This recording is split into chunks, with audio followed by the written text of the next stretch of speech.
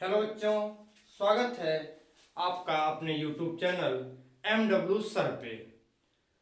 तो आइए आज हम आपको ऑर्गेनिक केमिस्ट्री का बहुत ही इम्पोर्टेंट टॉपिक, बोर्ड के पॉइंट ऑफ व्यू से बहुत ही important topic alcohol phenol ether के बारे में चर्चा करेंगे। आइए आपको एल्कोहल फिनाल ईथर के बारे में बताते हैं।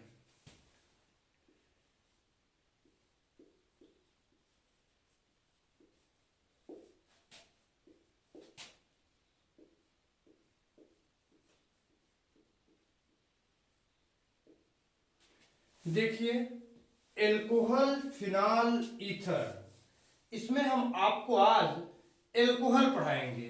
क्या पढ़ाएंगे? एल्कोहल पढ़ाएंगे। एल्कोहल,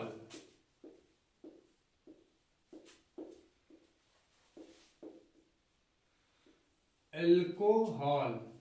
देखिए, किसी एल्किल समूह में OH जोड़ देने से एल्कोहल प्राप्त हो जाता है, या यूं कहें कि किसी हाइड्रोकार्बन में एक हाइड्रोजन को हटाकर उसके स्थान पे हाइड्रॉक्सिल समूह जोड़ देने से एल्कोहल प्राप्त हो जाता है।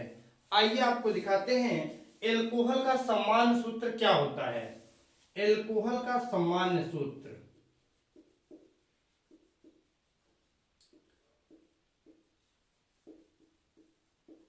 सामान्य सूत्र CnH2n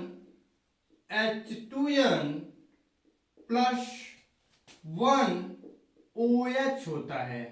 इसे आप ROH भी कहते हैं। क्या कहते हैं? ROH भी कहते हैं, जहां R क्या है? एल्किल ग्रुप है। R क्या है? एल्किल समूह है। एल्किल समूह। और OH क्या है? OH हाइड्रॉक्सिल समूह है। तो जैसा कि आप लोग जानते हैं कि R के स्थान पे हम CH3 methyl, C2H5 ethyl, C3H7 propyl आदि का उपयोग करते हैं। तो आइए हम आज आपको दिखाएंगे एल्कोहल का वर्गीकरण, क्लासिफिकेशन ऑफ एल्कोहल। देखिए,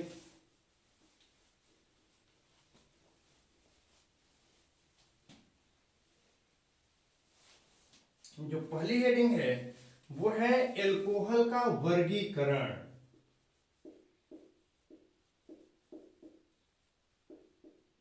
एल्कोहल का वर्गीकरण,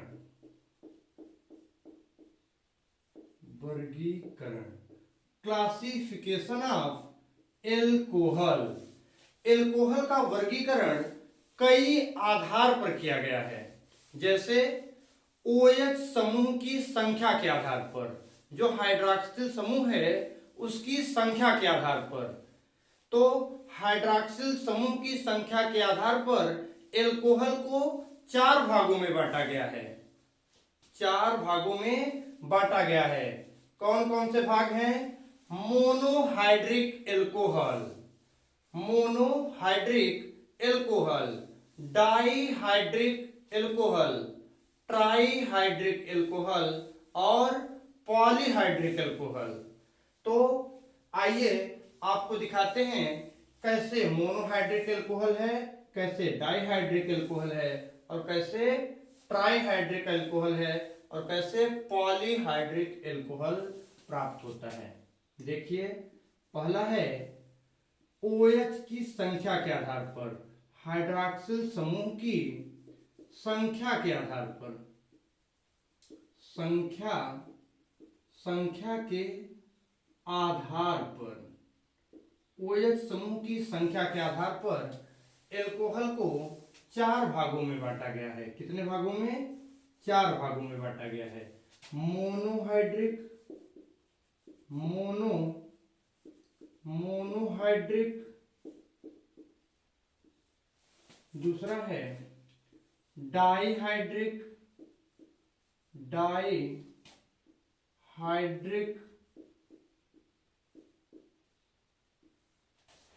तीसरा है ट्राईहाइड्रिक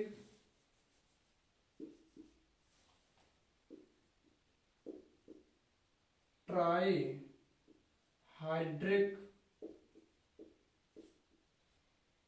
और चौथा है पॉलीहाइड्रिक। चौथा है पॉलीहाइड्रिक।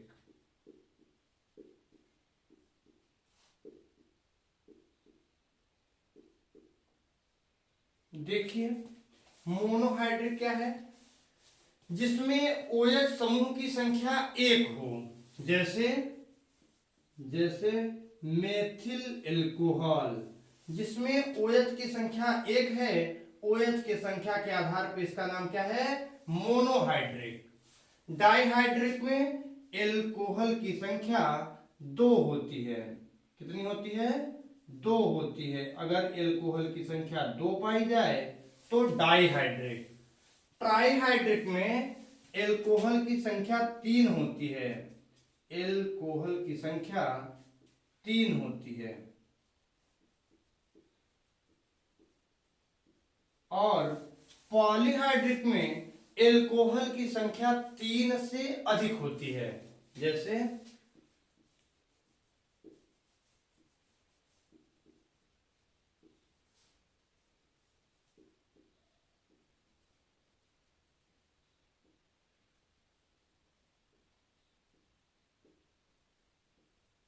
ये क्या है? पॉलीहाइड्रिक है। इनमें एल्कोहल की संख्या तीन से अधिक है, चार है, पांच है, तो ये किसके अंतर्गत आएगा? पॉलीहाइड्रिक के अंतर्गत आएगा। फिर एल्कोहल का वर्गीकरण किया गया है कार्बन के प्रकृति के आधार पर। देखिए कार्बन के प्रकृति के आधार पर एल्कोहल को कैसे बांटा गया है? प्राथमिक एल्कोहल, द्वितीयक एल्कोहल और तृतीयक एल्कोहल।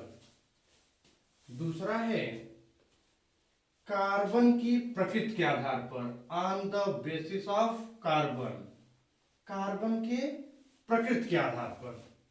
दूसरा है कार्बन के प्रकृति के आधार पर, कार्बन के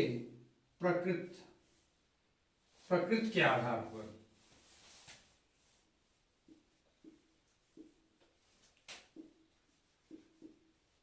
on the basis of carbon, carbon के प्रकृति के आधार पर एल्कोहल को तीन भागों में बांटा गया है।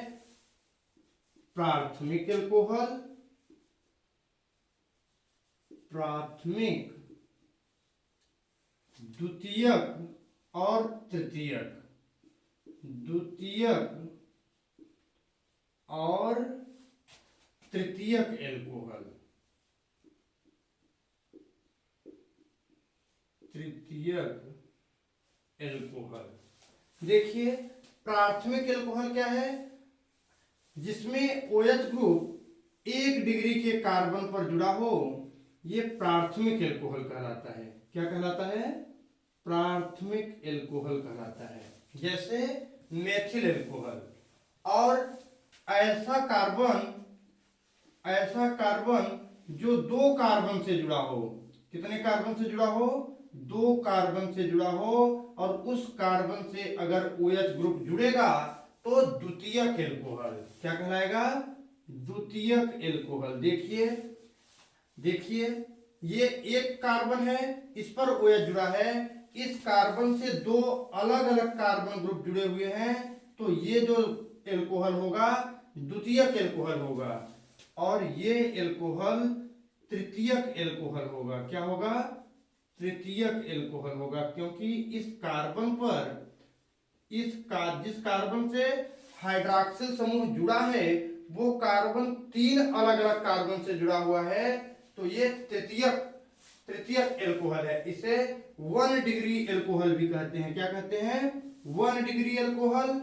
इसे 2 डिग्री एल्कोहल और इसे 3 डिग्री एल्कोहल कहते हैं। एल्कोहल के वर्गीकरण में तो देखिए कार्बन के प्रकृति के आधार पर प्राथमिक, द्वितीयक, तृतीयक एल्कोहल हो गए।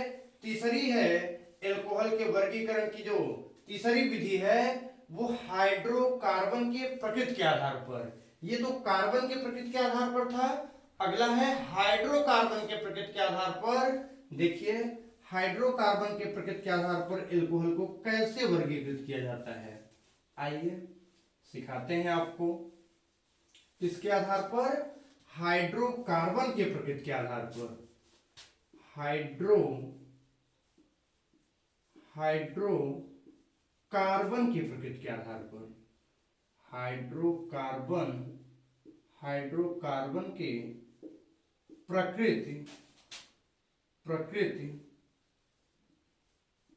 प्रकृति के आधार पर,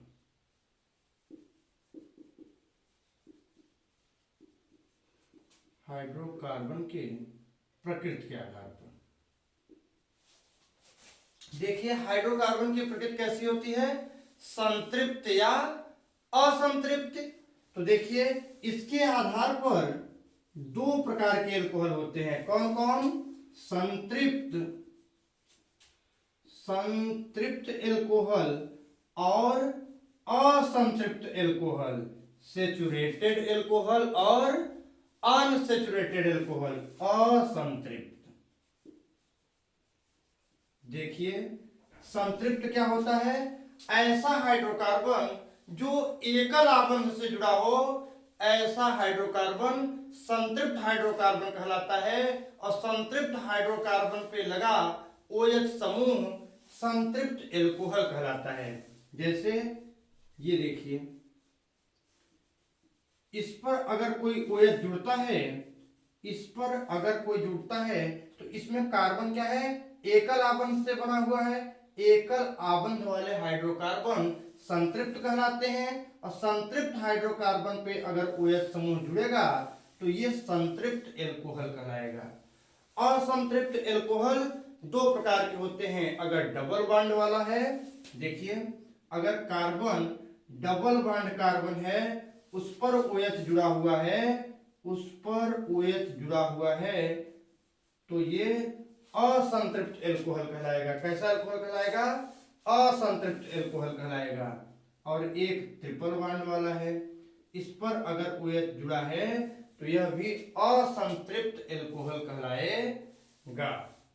तो देखिए एल्कोहल के वर्गीकरण में आप हाइड्रॉक्सिल समूह की संख्या के आधार पर, तो हाइड्रॉक्सिल समूह की संख्या के आधार पर आप देखें कि एल्कोहल कितने प्रकार के होते हैं, 4 प्रकार के, मोनोहाइड्रिक, डाइहाइड्रिक, ट्राइहाइड्रिक और पॉलीहाइड्रिक।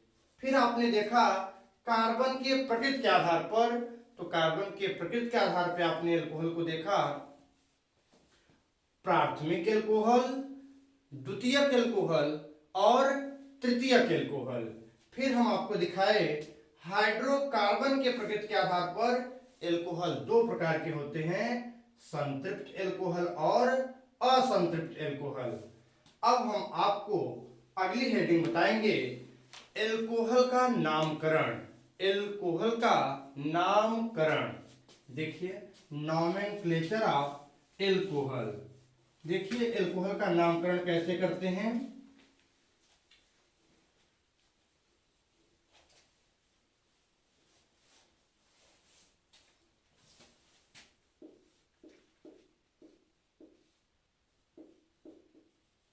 एल्कोहल का नामकरण, एल्कोहल का नामकरण, नॉमेनक्लेचर ऑफ एल्कोहल। देखिए नामकरण की दो विधियां हैं। कितनी विधियां हैं, दो विधियां हैं।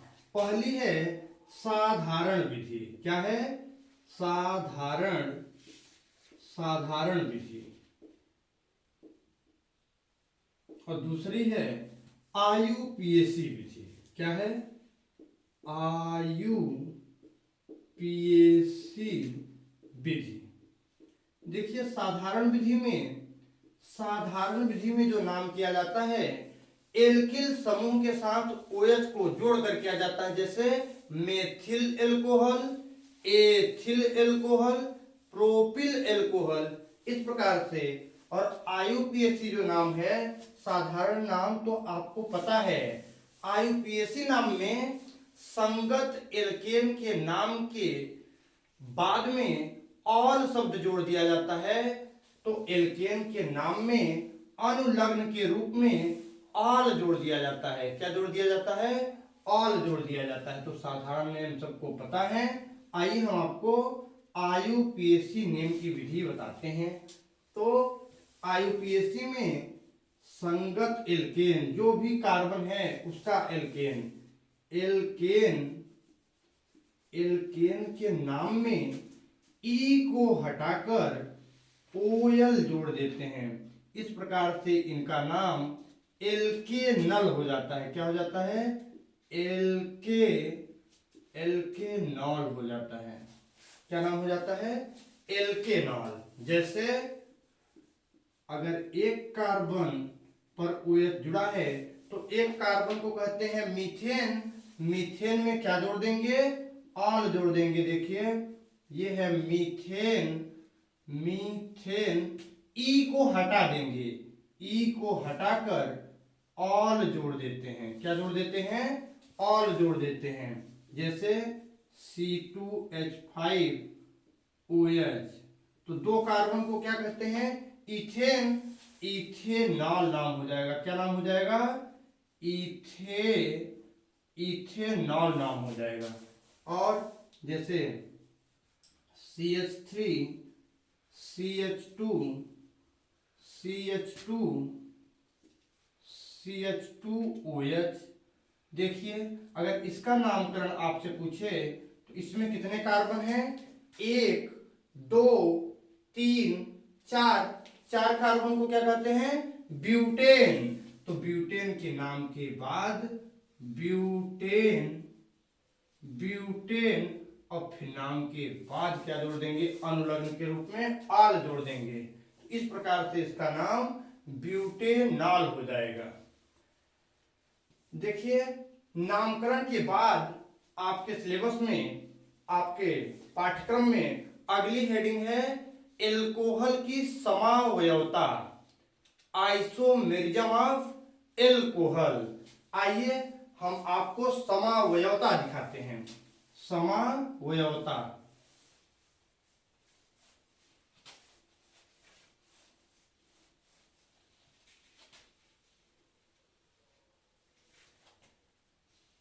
एल्कोहल का समावयवता,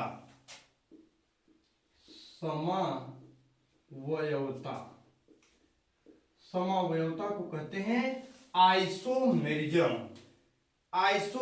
ऑफ एल्कोहल। देखिए समावयवता क्या होती है?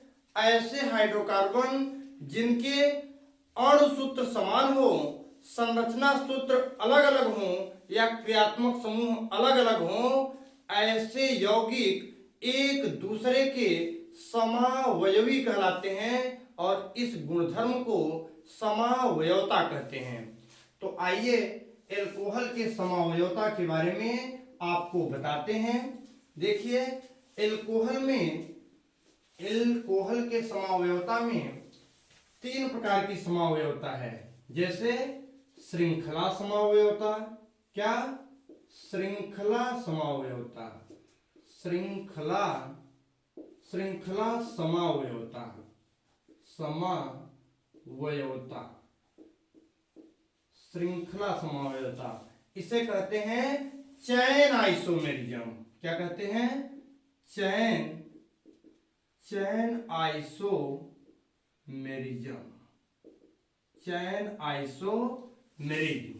देखिए हमने बताया कि समावयवता क्या होती है? जिनके अणु सूत्र समान हो और संरचना सूत्र अलग अलग हो। जैसे हम एक एग्जांपल लेते हैं, C5H11OH। इसे हमें श्रृंखला समावयवता के रूप में लिखना है, तो इसे हम लिखेंगे क्या? CH3CH2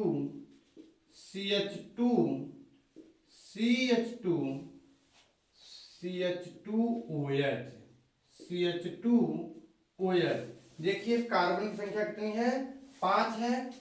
और अगर इसका हम श्रृंखला समवायता करेंगे तो श्रृंखला समवायता की परिभाषा होती है कि ऐसे यौगिक जिनके संरचना सूत्र समान हो, जिनके अणु सूत्र समान हो और उसके कार्बन की श्रृंखला में अंतर पाया जाए, ऐसे यौगिक श्रृंखला समवायवी कहलाते हैं। जैसे कार्बन की संख्या सेम होगी, CH3 CH CH3 CH2 CH2OH।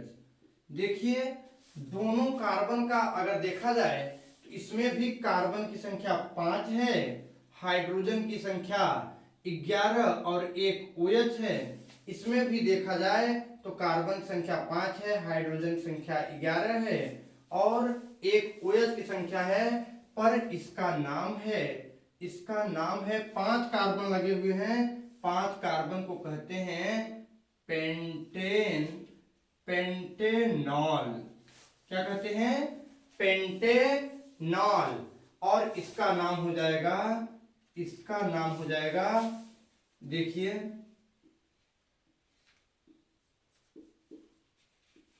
इसमें नंबरिंग OH साइड से करेंगे, 1 2 3 4, तो इसमें हो जाएगा 3 मिथाइल। क्या हो जाएगा, 3 मेथिल और 4 कार्बन बचे। 4 कार्बन को क्या कहते हैं, ब्यूटेन। क्या कहते हैं, ब्यूटेन और ऑल। देखिए OH यहाँ पहले समूह पे जुड़ा है, इसलिए 1 पोजीशन नहीं लिखी जाती। अगर इसकी पोजीशन आगे पीछे होती तो अभी हम आपको दिखाएंगे भी आगे, तब इसकी पोजीशन भी लिखी जाती। जैसे इसका नाम है पेंटेन 1 ऑल। क्या नाम है, पेंटेन 1 ऑल। इसका नाम है 3 मेथिल ब्यूटेन 1 ऑल। क्या नाम है, तो यह एक दूसरे के श्रृंखला समवायता हुए, क्योंकि दोनों के कार्बन की श्रृंखला में एक कार्बन की कमी है, एक कार्बन यहां साइड चेन पार्श्व श्रृंखला के रूप में लग गया, तो यह कहलाएंगे श्रृंखला समवायता। आगे हम आपको बताएंगे दूसरी समवायता है स्थान समवायता। देखिए क्या है, स्थान समवायता। दूसरा है स्थान समवायता। स्थान समवायता, स्थान समवायता, इसे अंग्रेजी में कहते हैं पोजीशन आइसोमर। क्या कहते हैं, पोजीशन आइसोमेरिज्म। Position isomerism. देखिए स्थान समवायता में भी हम आपको बताएंगे कि अणु सूत्र की संख्या समान है, अणु सूत्र समान होते हैं। इनके समूह में जो इनके समूह है, जैसे हाइड्रॉक्सिल समूह है, इनके समूह के स्थान में अंतर आ जाता है। आइए हम आपको दिखाते हैं एक एग्जांपल। देखिए जैसे है CH3 CH2 CH2OH। क्या है, CH3 CH2 CH2OH। इसे क्या कहोगे आप, इसे कहोगे 3 कार्बन है, 3 कार्बन है तो आप कहोगे 3 कार्बन को क्या कहते हैं, प्रोपेन 1 ऑल। क्या कहोगे, प्रोपेन 1 ऑल। और दूसरा सेम मॉलिक्यूलर फार्मूला होगा, लिख रहे हैं CH3 CH2 CH3 और यहां लगा दिए क्या, OH समूह को कहा लगा दिए, यहां पे लगा दिए। अब इसका नाम क्या हो जाएगा, अब देखिए इसको यहां से नंबरिंग करो, 1 2 3। जो OH समूह पहले पे था अब उसकी पोजीशन चेंज हो गई है, पोजीशन चेंज हो जाएगी तो पोजीशन आइसोमेरिज्म। तो इसे कहेंगे प्रोपेन टू ऑल। क्या कहेंगे? प्रोपेन टू ऑल, क्योंकि OH समूह दूसरे पे लग गया। देखिए इस दोनों फार्मूला में आपको अणुसूत्र समान दिखेगा। कार्बन की संख्या देखिए 1 2 3 कार्बन है, ये है C3। हाइड्रोजन संख्या 3 2 5 2 7 7 हाइड्रोजन C3H7OH है। यहां भी आप देखेंगे कार्बन की संख्या कितनी है? 3 है। हाइड्रोजन संख्या 3 3 6 1 7 और 1 OH। दोनों में मॉलिक्यूलर फार्मूला अणुसूत्र दोनों का सेम है। अणुसूत्र दोनों का समान है, पर स्थान अलग अलग है। तो यह एक दूसरे के क्या कहलाएंगे? यह एक दूसरे के स्थान समावयवता कहलाएंगे। तीसरी हेडिंग है क्रियात्मक समूह समावयवता। तो आइए आपको दिखाते हैं क्रियात्मक समूह समावयवता क्या होती है। देखिए तीसरी हेडिंग है क्रियात्मक समूह समावयवता। क्रियात्मक समूह समावयवता। इसे कहते हैं फंक्शनल आइसोमेरिज्म। क्या कहते हैं? Functional isomerism.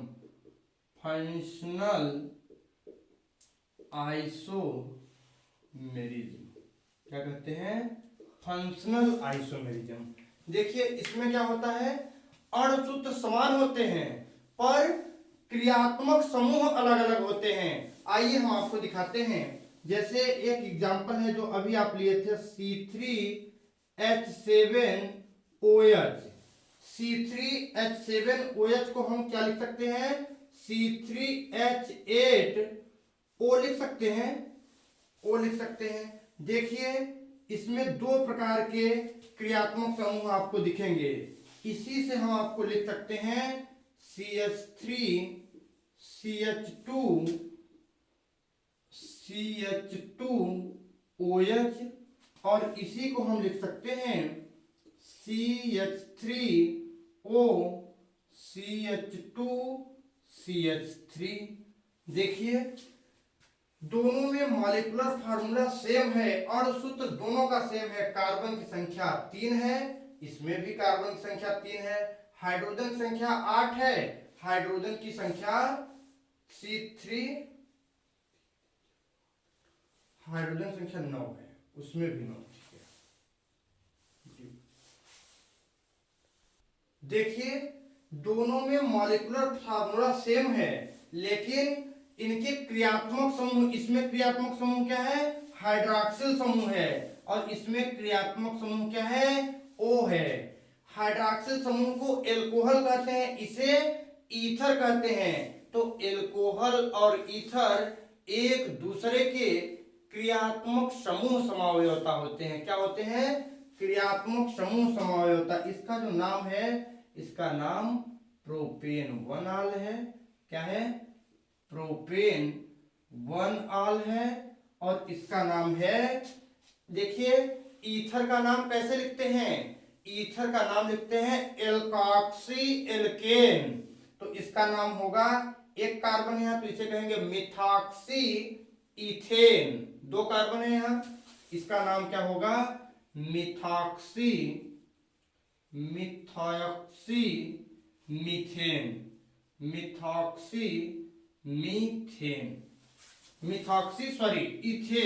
2 कार्बन है ना, 2 कार्बन को एथ कहते हैं, मिथॉक्सी इथेन।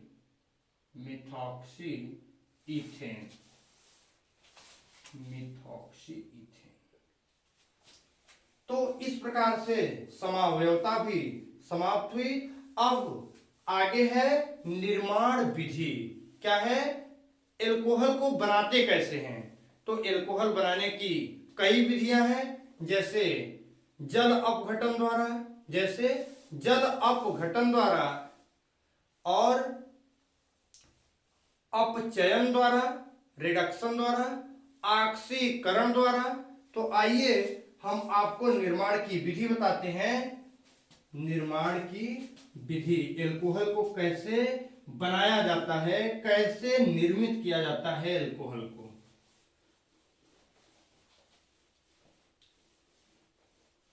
निर्माण की विधि क्या है? निर्माण की विधि। देखिए, निर्माण की विधि कई प्रकार की है। जैसे पहला है जल अपघटन द्वारा। किसके द्वारा? जल अपघटन द्वारा, हाइड्रोलिसिस द्वारा। जल अपघटन द्वारा। देखिए, किसी एल्किल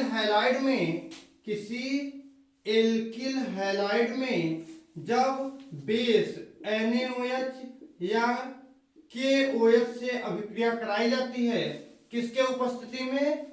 तनु H2SO4, मतलब डाइल्यूट H2SO4 की उपस्थिति में, तनु H2SO4 की उपस्थिति में हाई टेम्परेचर एंड प्रेशर पे अभिक्रिया कराई जाती है, तो NaX निकल जाता है और यहां एल्कोहल बन जाता है। क्या बन जाता है? एल्कोहल बन जाता है। इसे यहां भी लिख सकते हैं। अगर इस पे कोई एग्जांपल लें, जैसे ये है CH3Cl, इससे हम अभिक्रिया कराएं सोडियम हाइड्रोक्साइड से, किसके उपस्थिति में? डाइल्यूट H2SO4 की उपस्थिति में अभिक्रिया कराएं हाई टेम्परेचर एंड प्रेशर पे अभिक्रिया कराएं, तो क्या प्राप्त होगा? ये सोडियम क्लोराइड बना लेगा। क्या बना लेगा? सोडियम क्लोराइड बना लेगा। और ये जो OH है इस CH3 से आके जुड़ जाएगा, तो ये CH3OH बना लेगा और ये NaCl सोडियम क्लोराइड नमक बना लेगा और ये एल्कोहल बना लेगा। ऐसे ही ईथर में भी जल अपघटन के द्वारा एल्कोहल का निर्माण किया जा सकता है। तो इस प्रकार से इसके निर्माण की विधि भी समाप्त हुई। तो जो हम आपका टॉपिक है एल्कोहल फिनाल ईथर में, हमने एल्कोहल पढ़ा दिया है। अगले लेक्चर में हम आपको फिनाल कंप्लीट करेंगे, उसके अगले लेक्चर में ईथर पढ़ाएंगे। ये जो एल्कोहल वाला टॉपिक है, ये बोर्ड के पॉइंट ऑफ व्यू से बहुत ही इंपॉर्टेंट टॉपिक है। तो इस प्रकार से लेक्चर समाप्त हुआ। कल मिलते हैं आपसे। धन्यवाद।